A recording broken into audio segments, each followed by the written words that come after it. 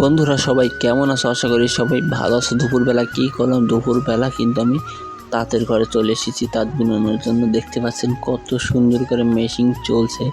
তো দেখেন আমি এখানে আসি, কানে ইয়ারফোন লাগিয়ে গান শুনছি আর ভিডিও করছিলাম। আর পাশে আরও কয়েকজন আছে, তাদের তো দেখানো সম্ভব না।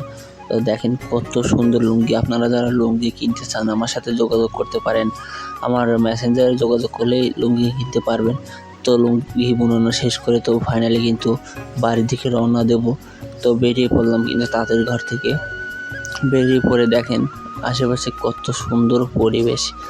তো এখান থেকে ঘুরতে ঘুরতে দেখেন সামনেই পেয়ে গেলাম একটা চার দোকান। চার দোকানে এসেই এটা কিন্তু আমাদের এলাকার এক ভাইয়ের দোকান। তো সেই দোকানে এসে নিয়ে নিলাম চা। উনি কিন্তু অনেক রকমের চা বানাতে পারে। তো এখান থেকে লাল চাটা নিয়ে নিলাম। দেখেন কত সুন্দর করে বানিয়েছে, কত কালার হয়েছে।